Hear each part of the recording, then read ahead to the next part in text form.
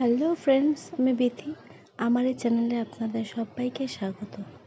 আজকে আমি আপনাদের সাথে শেয়ার করব ইলিশ মাছের তেল ঝাল। ইলিশ মাছ খেতে আমরা সবাই ভীষণ ভালোবাসি। খুব সহজ একটা রেসিপি, খুব অল্প সময় এবং অল্প উপকরণে আপনার চটজলদি বানিয়ে ফেলতে পারবেন এই রেসিপি। আমি আমার রান্না শুরু করছি, আপনারা প্রথম থেকে শেষ পর্যন্ত প্লিজ আমার সঙ্গে থাকুন। এই ইলিশ মাছের তেল ঝাল বানানোর জন্য প্রথমে আমি ইলিশ মাছ নিয়েছি, এটাকে ভালো মতো ধুয়ে নিয়েছি। লাগছে সাদা সর্ষে, জিরে, কাঁচা লঙ্কা। এবার আমি ইলিশ মাছে একটু নুন, একটু হলুদ দিয়ে আমি মেখে নেব। ভালো করে মেখে নিচ্ছি। এই ইলিশ মাছ আমি আগে থেকে ভাজবো না, না ভেজেই রান্না করব। আমার ইলিশ মাছ নুন হলুদ ভালো করে মেখে নেওয়া হয়েছে। এবার আমি একটা পাত্রে জিরে বাটার সঙ্গে একটু জল মিশিয়ে গুলে নেব।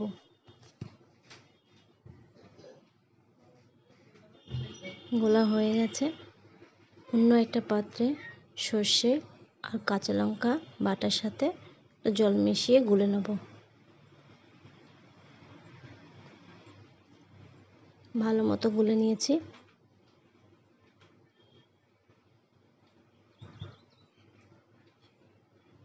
এবার একটা পাত্রে আমি 1 চামচ হলুদ এবং 1 চামচ লাল লঙ্কার গুঁড়ো নিয়ে নিয়েছি, তার মধ্যে একটু জল দিয়ে গুলে নেব। অল্প জল দিয়ে আমি এটাকে গুলে নেব।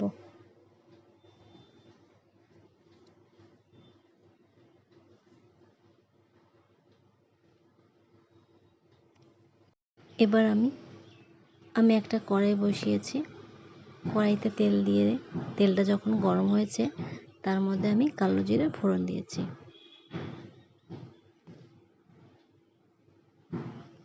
কালো জিরে দেওয়ার পর আমি এর মধ্যে দিয়ে দেব হলুদ আর লাল লঙ্কার গুঁড়ো মেশানো জল।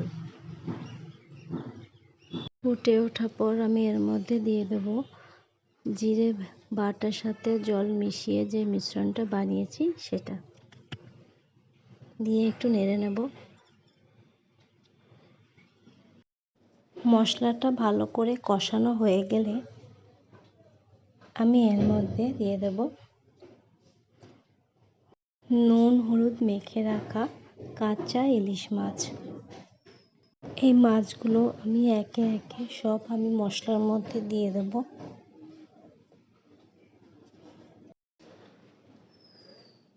দেয়া হয়ে গেছে মাছগুলো। একটু পর আমি মাছগুলো উল্টে নেব।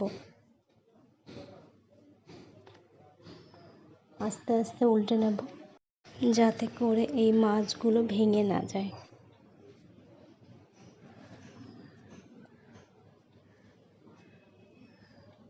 উল্টানো হয়ে গেছে।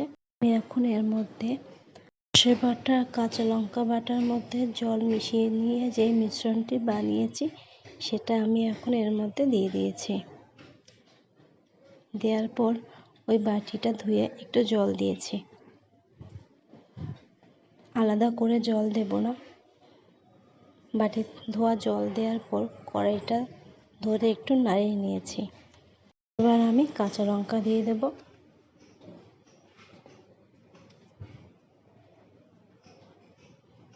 পরিমাণ মতো নুন দিয়েছি। দেওয়ার পর কড়াই ধরে একটু নাড়িয়ে নিয়েছি। আলাদা করে খুন্তি ইউজ করিনি। এখন আমি কড়াইটা ঢেকে দেব।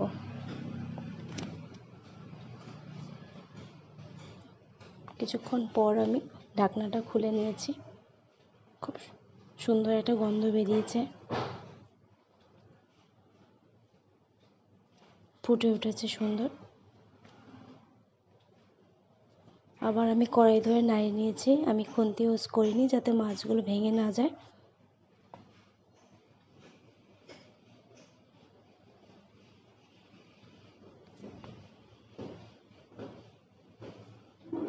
এবার আমি উপর থেকে কাঁচা সর্ষের তেল দিয়ে দিয়েছি নামানোর আগে।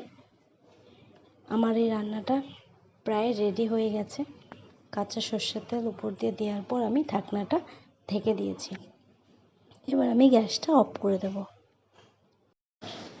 আমার রান্না রেডি।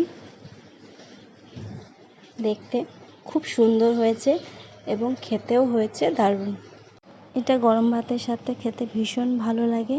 আমার এই রান্না যদি আপনাদের কাছে ভালো লেগে থাকে, আপনারা একবার বাড়িতে ট্রাই করবেন, আর কেমন হয় পারলে আমাকে জানাবেন।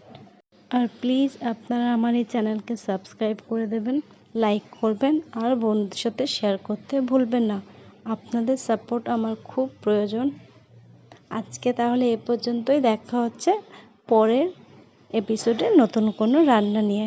আপনারা ভালো থাকবেন, সুস্থ থাকবেন।